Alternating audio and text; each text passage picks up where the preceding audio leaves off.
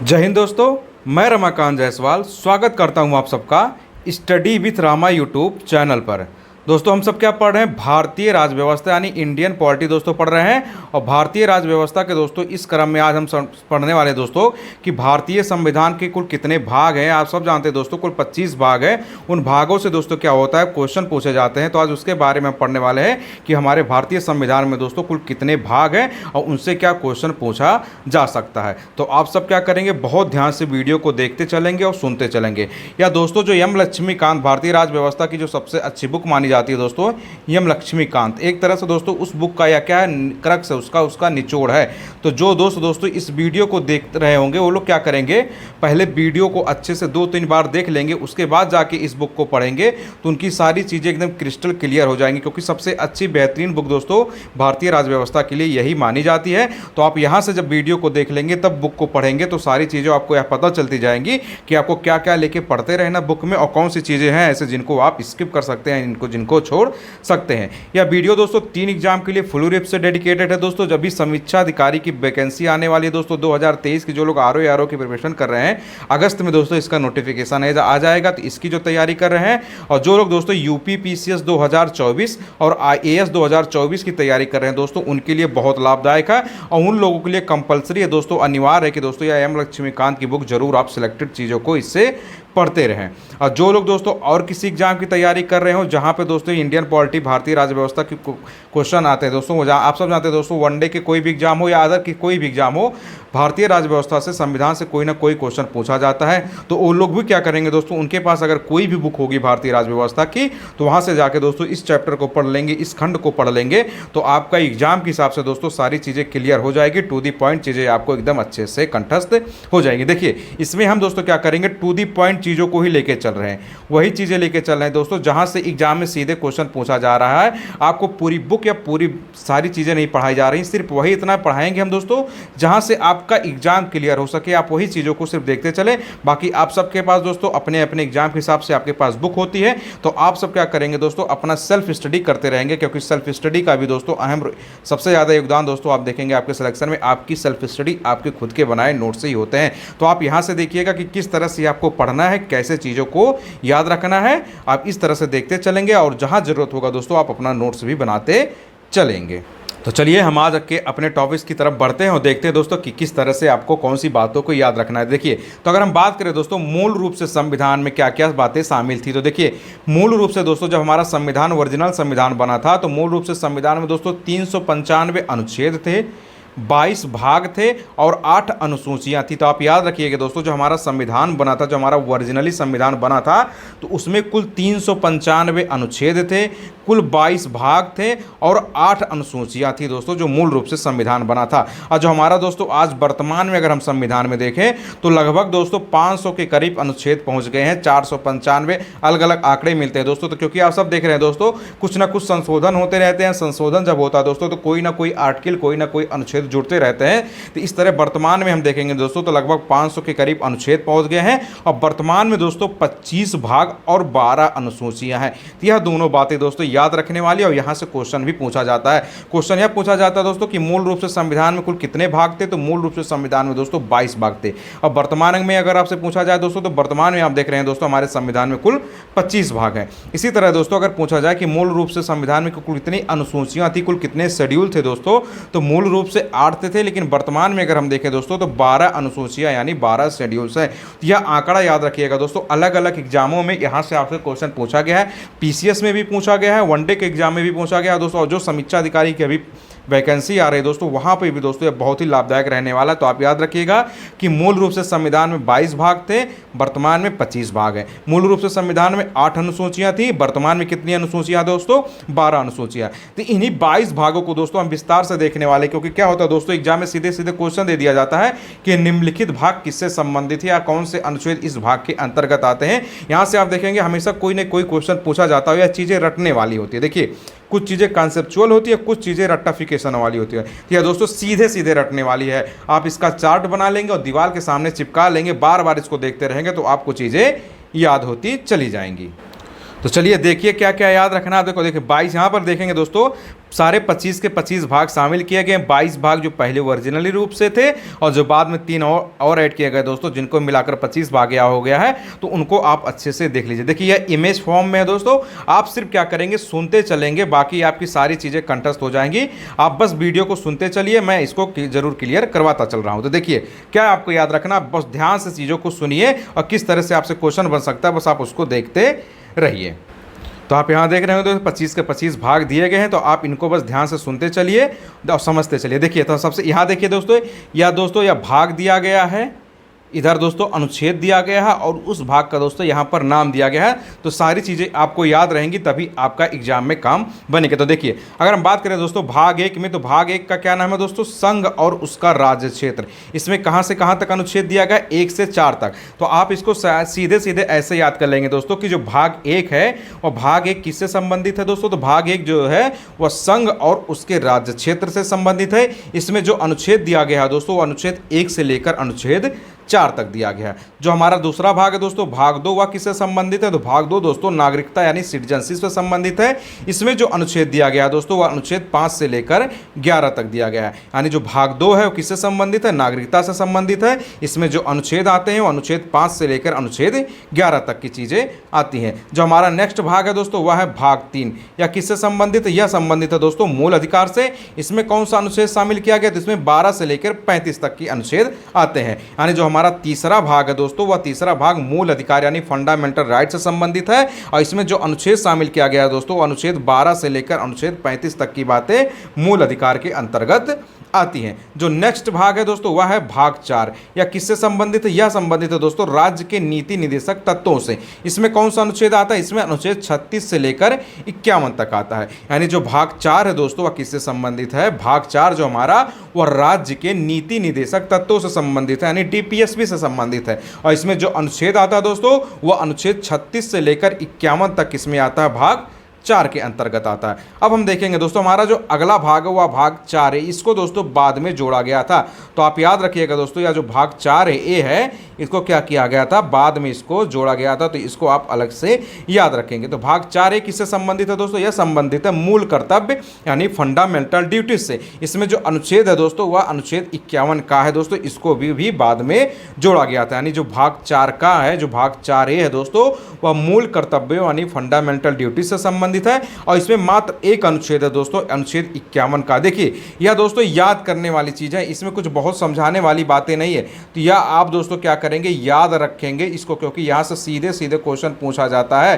और याद रखने का सबसे बढ़िया तरीका है दोस्तों, इसको आप 8-10 बार जब पढ़ते चलेंगे और इसको दीवार के सामने चिपका लेंगे, इसका चार्ट बना के बार बार आप इसको देखते रहेंगे, जब भी आपको फ्री टाइम होगा तो यह चीज़ें याद हो जाएंगी। और पीवाईक्यू यानी प्रीवियस ईयर क्वेश्चन जब आप सॉल्व करते रहेंगे दोस्तों, तो वहां से भी चीज़ें क्या होती चली जाएंगी, आपको याद होती चली जाएंगी। अब नेक्स्ट क्या है दोस्तों, उसको भी देखते हैं। तो देखिए भाग 5 किससे संबंधित है दोस्तों, वह संघ से संबंधित है। इसमें जो अनुच्छेद दिया गया है वह 52 से लेकर 151 तक दिया गया है। तो आप याद रखिएगा दोस्तों, जो भाग 5 है वह संघ सरकारों से संबंधित है। और इसमें जो अनुच्छेद दिया गया है वह 52 से लेकर 151 तक दिया गया है। और इस भाग 5 के अंतर्गत देखेंगे दोस्तों, कुल 5 अध्याय दिए गए हैं। 5 अध्यायों को भी अलग अलग याद रखेंगे। देखिए अध्याय 1 किससे संबंधित है, वह कार्यपालिका से संबंधित, अनुच्छेद 52 से 78 तक। अध्याय 2 किससे संबंधित है, वह संसद से संबंधित, अनुच्छेद 79 से 122 तक। अध्याय 3 किससे संबंधित है, वह दोस्तों राष्ट्रपति के विधायी अधिकार से संबंधित है, अनुच्छेद 123। भाग 4 किससे, अध्याय 4 किससे संबंधित है, संघीय न्यायपालिका, अनुच्छेद 124 से 147। और अध्याय 5 किससे संबंधित है दोस्तों, वह भारत के नियंत्रक एवं महालेखा परीक्षा से संबंधित है, अनुच्छेद 148 से 151। यानी जो भाग 5 है दोस्तों, इस भाग 5 के अंतर्गत आप देख रहे हैं दोस्तों कुल 5 अध्याय भी दिए गए हैं। 3 अध्यायों को भी दोस्तों क्या करिएगा, अलग अलग से याद रखिएगा। अध्याय 1 जो है कार्यपालिका से संबंधित है, अनुच्छेद 52 से 78। अध्याय 2 जो दोस्तों है वह संसद से संबंधित है, अनुच्छेद 79 से 122।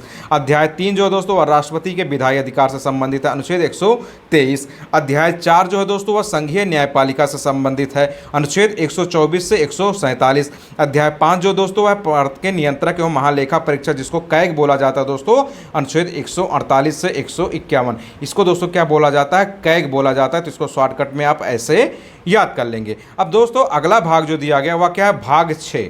भाग 6 किससे संबंधित है दोस्तों, यह राज्य सरकारों से संबंधित है। इसमें जो अनुच्छेद दिया गया है दोस्तों वह 152 से लेकर 237 तक दिया गया। अब भाग 6 के अंतर्गत देखेंगे दोस्तों कुल 6 अध्याय दिया गया है। तो इन अध्यायों को भी अलग अलग से याद रखना है। भाग 6 राज्य सरकारों से संबंधित 152 से लेकर 237 तक अनुच्छेद दिया गया है। इसमें कुल 6 अध्याय हैं। और 6 अध्याय कौन कौन से दोस्तों, एक है सामान्य यानी साधारण, यह भी 152 से लेकर 237 तक। दूसरा अध्याय है दोस्तों कार्यपालिका से संबंधित 153 से लेकर 167 तक। तीसरा अध्याय है दोस्तों राज्य विधानमंडल से संबंधित 168 से लेकर 212 तक। चौथा अध्याय है दोस्तों राज्यपाल के विधायी अधिकार से संबंधित अनुच्छेद 213। पांचवा अध्याय है राज्यों के उच्च न्यायालय से संबंधित अनुच्छेद 214 से 231। और छठवां जो अध्याय है दोस्तों वो अधीनस्थ न्यायालयों से संबंधित है अनुच्छेद 233 से 237। तो यह अलग अलग अध्याय भी याद रखेंगे दोस्तों कि भाग 6 में कुल कितने अध्याय दिए गए हैं, कुल 6 अध्याय दिए गए। और 6 अध्याय कौन कौन से हैं दोस्तों, एक सामान्य से संबंधित 152 से लेकर 237। दूसरा अध्याय कार्यपालिका से 153 से 167। तीसरा अध्याय राज्य विधानमंडल से संबंधित है अनुच्छेद 168 से 212। चौथा अध्याय राज्यपाल के विधायी अधिकार से संबंधित है अनुच्छेद 213। पांचवा अध्याय राज्यों के उच्च न्यायालय से संबंधित है अनुच्छेद 214 से 231। और छठवां जो अध्याय दोस्तों वह अधीनस्थ न्यायालय से संबंधित है अनुच्छेद 233 से 237। अब हम देखें दोस्तों जो हमारा अगला अध्याय है वह भाग 7 जो है दोस्तों, भाग 7 की अगर हम बात करें तो भाग 7 जो है दोस्तों वह प्रथम अनुसूची के भाग ख में राज्यों से संबंधित था, जिसको निरसित कर दिया गया। यानी इससे संबंधित जो अनुच्छेद था 238 इसको निरस्त कर दिया गया था। यानी भाग 7 में कौन सी बातें शामिल है, इसमें बातें शामिल थी दोस्तों प्रथम अनुसूची के भाग ख में राज्यों से संबंधित प्रावधान शामिल थे जिनको निरसित कर दिया गया। इससे संबंधित जो अनुच्छेद थे 238 उसको भी निरसित कर दिया गया है। तो यह दोस्तों 22 जो ओरिजिनल भाग थे और 3 जो एक्स्ट्रा भाग है दोस्तों, ये 25 के 25 आपको याद रहना चाहिए। यह सीधे सीधे एक क्वेश्चन है दोस्तों, एग्जाम में कभी कभी इससे 2-2 क्वेश्चन दे दिया जाता है। तो आप अभी से याद कर लेंगे तो कभी भी एग्जाम में आपसे यहाँ से गलती नहीं होगी। देखिए अब अगला हम बात करें दोस्तों भाग 8 की। तो भाग 8 दोस्तों संघ राज्य क्षेत्रों से संबंधित है। अनुच्छेद जो दिया गया इसके लिए 239 से लेकर 241 तक। यानी जो भाग 8 है संघ राज्य क्षेत्रों की बात करता है, 239 से लेकर 241 तक इसके अंतर्गत अनुच्छेद आते हैं। जो भाग 9 है दोस्तों वह पंचायतों से संबंधित है। इसके तहत जो अनुच्छेद आता है दोस्तों वह 243 से लेकर 243 ड़ा। इसी तरह दोस्तों भाग 9 का और भाग 9 खा यानी भाग 9 का और भाग 9 खा। तो भाग 9 का दोस्तों वह जो है नगर पालिकाएं से संबंधित है। भाग 9 भी जिसको खा बोला जाता है दोस्तों यह सहकारी समितियों से संबंधित है। तो भाग 9 जो है पंचायतों से संबंधित है, अनुच्छेद 243 से लेकर 243 ड़ा। भाग 9 ए दोस्तों नगर पालिकाओं से संबंधित है। इसके लिए जो अनुच्छेद दिया गया है वह 243 ता से लेकर 243 या छा यानी 243 ता से लेकर या छा तक दिया गया है। और भाग 9 बी जो दोस्तों है वह सहकारी समितियों से संबंधित अनुच्छेद 243 या जा से लेकर 243 या ना यानी 243 या जा से 243 या ना तक किसमें दिया गया, भाग 9 बी में दिया गया है। जो हमारा अगला भाग है दोस्तों वह भाग 10 है। भाग 10 किससे संबंधित है दोस्तों, यह संबंधित है अनुसूचित और जनजाति क्षेत्रों से संबंधित है। इसके लिए जो अनुच्छेद दिया गया है 244 और 244 का यानी ये। तो याद रखिएगा भाग 10 जो है वह अनुसूचित क्षेत्र और जनजाति जो क्षेत्र होते हैं दोस्तों, जो शेड्यूल एरियाज जो ट्राइबल एरियाज वाले जो होते हैं क्षेत्र उनसे संबंधित है। इसके लिए जो अनुच्छेद है दोस्तों वह 244 और 244 का यानी 244 ए है। जो हमारा अगला भाग है दोस्तों वह है भाग 11। भाग 11 दोस्तों संघ और राज्यों के बीच संबंधों से संबंधित है।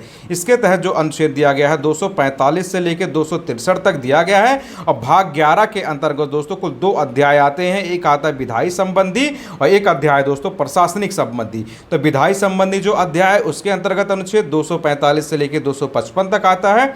और अध्याय 2 यानी प्रशासनिक संबंध से जो अध्याय है उसके तहत जो अनुच्छेद आता है 256 से 263 तक आता है। यानी भाग 11 में का जो बात करता है वह संघ और राज्य के बीच संबंध की बात करता है। 245 से 263 तक अनुच्छेद आते हैं। इसके तहत कुल दोस्तों 2 अध्याय हैं। एक अध्याय जो है विधायी संबंधों से संबंधित है 245 से 255 तक। और अध्याय 2 है जो दोस्तों वह प्रशासनिक संबंधों से संबंधित है 256 से लेकर 263 तक। या तो हमने 11 अध्याय तक लगभग आधा अध्याय तक हमने कवर कर लिया है। अब आधे अध्याय दोस्तों और बचे हैं, उनको भी देख लीजिए।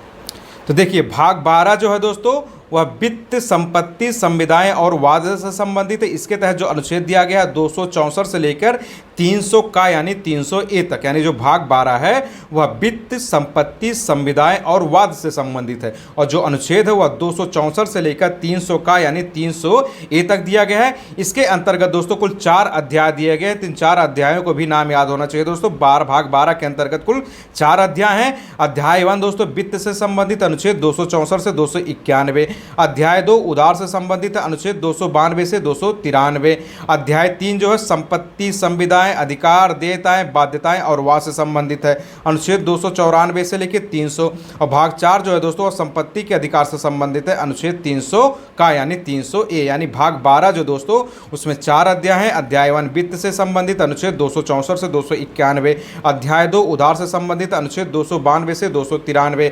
अध्याय 3 दोस्तों संपत्ति, संविदाएं, अधिकार, देयताएं, बाध्यताएं और वाद से संबंधित है, अनुच्छेद 294 से 300।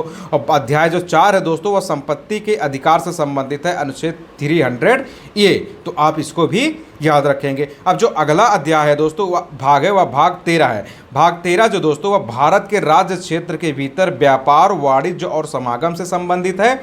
इसके तहत जो अनुच्छेद दिया गया है वह 301 से लेकर 307 तक दिया गया है। तो याद रखिएगा कि जो भाग 13 है इसका किससे संबंधित है? भारत के राज्य क्षेत्र के भीतर व्यापार, वाणिज्य और समागम से संबंधित है। और जो अनुच्छेद दिया गया है वह 301 से लेकर दोस्तों 307 तक दिया गया है। जो हमारा अगला अध्याय है दोस्तों वो अगला भाग है दोस्तों अगला भाग जो है वह है भाग 14। यह संघ और राज्यों के अधीन सेवाओं से संबंधित है। इसके तहत जो अनुच्छेद दिया गया है दोस्तों 308 से लेकर 323 तक दिया गया है। लेकिन इसके अंतर्गत दोस्तों 2 अध्याय भी दिए गए, उन अध्यायों को भी नाम याद रहने चाहिए। यानी भाग 14 संघ और राज्यों के अधीन संबंधित सेवाओं से संबंधित है।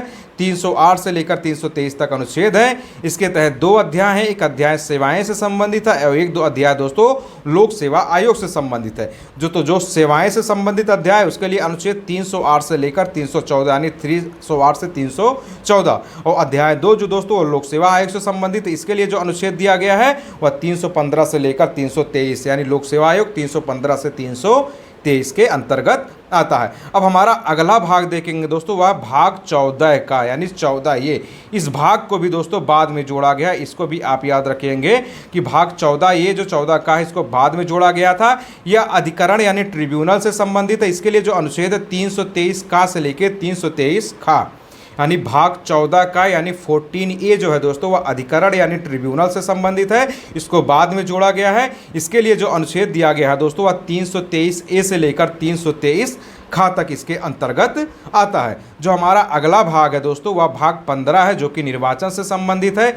इसके लिए जो अनुच्छेद है 324 से लेकर 329 तक आता है। यानी जो भाग 15 है दोस्तों वह किससे संबंधित है? वह निर्वाचन से संबंधित है। और जो अनुच्छेद आता है वह 324 से लेकर 329 तक आता है। हमारा जो अगला भाग है दोस्तों वह भाग 16 है। भाग 16 किससे संबंधित है? कुछ वर्गों के संबंध में विशेष उपबंध से संबंधित है। जो अनुच्छेद दिया गया वह 330 से लेकर दोस्तों 342 का यानी 342 ए तक दिया गया है। तो याद रखिएगा दोस्तों जो भाग 16 है वह किससे संबंधित है? वह कुछ वर्गों के संबंध में विशेष उपबंध की बात करता है। और जो अनुच्छेद दिया गया है वह 330 से लेकर दोस्तों 342 का यानी 342 ए तक दिया गया है। जो हमारा नेक्स्ट भाग है दोस्तों वह भाग 17 है जो राजभाषा से संबंधित है। अनुच्छेद जो दिया गया है वह 343 से लेकर 351 तक आता है। यानी जो भाग 17 है दोस्तों वो भाग 17 किससे संबंधित है? राजभाषा से संबंधित है। इसके अंतर्गत जो अनुच्छेद आता है वह 343 से लेकर 351 तक आता है। इसके अंतर्गत देखेंगे दोस्तों भाग 17 के अंतर्गत कुल 4 अध्याय दिए गए। तो 4 अध्याय भी याद रहने चाहिए दोस्तों। पहला अध्याय संघ की भाषा से संबंधित अनुच्छेद 343 से 344। अध्याय 2 क्षेत्रीय भाषाएं से संबंधित है अनुच्छेद 345 से 347। अध्याय 3 उच्चतम न्यायालय, उच्च न्यायालय आदि की भाषा से संबंधित अनुच्छेद 348 से 349। अध्याय 4 जो दोस्तों अब विशेष निर्देश से संबंधित है अनुच्छेद 350 से 351। यानी अध्याय 1 संघ की भाषा 343 से 344। अध्याय 2 क्षेत्रीय भाषाएं 345 से 347। अध्याय 3 उच्चतम न्यायालय, उच्च न्यायालय आदि की भाषा अनुच्छेद 348 से 349। अध्याय 4 विशेष निर्देश अनुच्छेद 350 से लेकर दोस्तों 351 51। अब हम बात करें दोस्तों अपने अगले अध्याय भाग की, वह भाग 18 दोस्तों किससे संबंधित है? यह आपात उपबंध यानी इमरजेंसी प्रोविजन से संबंधित है। इसके लिए अनुच्छेद 352 से लेकर 360 तक दिया गया है। यानी जो भाग 18 दोस्तों वह आपात उपबंधों से संबंधित है और जो अनुच्छेद है वह 352 से लेकर 360 तक दिया गया है। अब भाग जो 19 है दोस्तों वह प्रकीर्ण से संबंधित है। इसके लिए जो अनुच्छेद है 361 से लेकर 367 तक है। यानी भाग 21 किससे संबंधित है? प्रकीर्ण से संबंधित है। और अनुच्छेद क्या क्या है दोस्तों इसके अंतर्गत? 361 से लेकर 367 तक आता है। जो हमारा अगला भाग है दोस्तों वह भाग 20 है। भाग 20 किससे संबंधित है दोस्तों? संविधान के संशोधन से संबंधित है और इसके लिए सिर्फ एक ही अनुच्छेद है 368। यानी संविधान का संशोधन किस भाग के अंतर्गत आता है?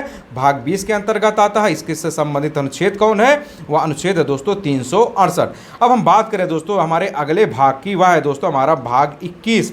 भाग 21 दोस्तों अस्थायी संक्रमणकालीन और विशेष उपबंधों से संबंधित है। इसके लिए अनुच्छेद 369 से लेकर 392।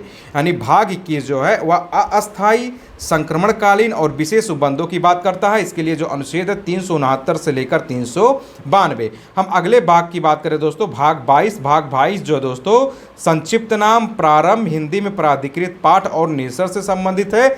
जो अनुच्छेद आता है इसके अंतर्गत 393 से लेकर 395। यानी भाग 22 का जो नाम है संक्षिप्त नाम प्रारंभ हिंदी में प्राधिकृत पाठ और निरसन, इसके लिए जो अनुच्छेद है वह 393 से लेकर दोस्तों 395 तक आता है। तो अभी दोस्तों जिन 22 भागों के बारे में आपसे चर्चा की गई है, 22 + 3 यानी 25 भागों के बारे में जिनसे आपसे चर्चा की गई, तो इनके सीधे सीधे आप याद रखिए। देखिए इनसे क्वेश्चन क्या पूछा जाता है दोस्तों? इनसे क्वेश्चन इस तरह से पूछ लिया जाता है। कभी क्या दे देगा कि भाग 20 जो है वह किससे संबंधित है, और कभी क्या कर देगा दोस्तों कभी कभी कि भाग 20 का नाम रख दे देगा आपसे क्वेश्चन पेपर में कि जो संविधान का संशोधन वाला भाग है, संविधान का संशोधन भारतीय संविधान में किस भाग के अंतर्गत आता है। तो आप याद रखिएगा दोस्तों कभी कभी इस तरह से पूछ देता है कि संविधान का संशोधन किस भाग के अंतर्गत आता है, तो यह भाग 20 के अंतर्गत आता है। इससे संबंधित सिर्फ एक ही अनुच्छेद है दोस्तों, वह अनुच्छेद 368 है। तो आप भाग भी याद रखिएगा, भाग के नाम भी याद रखिएगा और इससे संबंधित दोस्तों कुल अनुच्छेद भी याद रखिएगा। देखिए आप यहाँ देख रहे होंगे दोस्तों कुल 22 भाग लिखा आपको मिल रहा है, जबकि हमने आपको बताया दोस्तों कि जो ओरिजिनल कॉन्स्टिट्यूशन हमारा जब बना था तब उसके अंतर्गत 22 भाग शामिल किए गए थे। लेकिन वर्तमान में दोस्तों 25 भाग हो गए हैं, 3 और भागों को शामिल किया गया है। तो वह 3 भाग कौन कौन से हैं दोस्तों? तो आपको एक पहले बताया गया था कि भाग 4 का यानी भाग 4A हो गया। इसके बाद दोस्तों क्या बताया गया था आपको दोस्तों भाग 9A और भाग 9B। यह भी दोस्तों क्या किया गया था? बाद में जोड़ा गया था। और इसी तरह दोस्तों भाग 14A इनको भी दोस्तों क्या किया गया था? बाद में जोड़ा गया था। तो आप याद रखिएगा दोस्तों इन भागों को बाद में जोड़ा गया था। भाग 4A, 9A, 9B और 14A। 9A और 9B को दोस्तों एक साथ जोड़ दिया गया था और इसको दोस्तों 14A को दोस्तों क्या किया गया था? बाद में जोड़ा गया था। तो इस तरह से दोस्तों कुल 25 भाग है। तो इन 25 के 25 भाग आपसे अच्छे से याद होना चाहिए। आप क्या कर लेंगे, इसको बार बार रिवाइज करते रहेंगे और इसको एक चार्ट पेपर बढ़िया से बना के दोस्तों दीवार के सामने आप चिपका लेंगे और इसको बार रिवाइज करेंगे तो आपको सारी चीज़ें अच्छे से याद हो जाएंगी। तो अगर आपको वीडियो अच्छा लगा हो दोस्तों तो आप वीडियो को लाइक कर देंगे और इसको अपने दोस्तों में बहुत बड़ी मात्रा में क्या कर देंगे?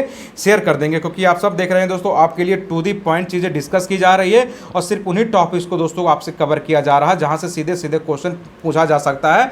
आपको बताया जा रहा है कि किस तरह से पढ़ना है, कौन से टॉपिक्स आपके एग्जाम के लिए इंपॉर्टेंट है।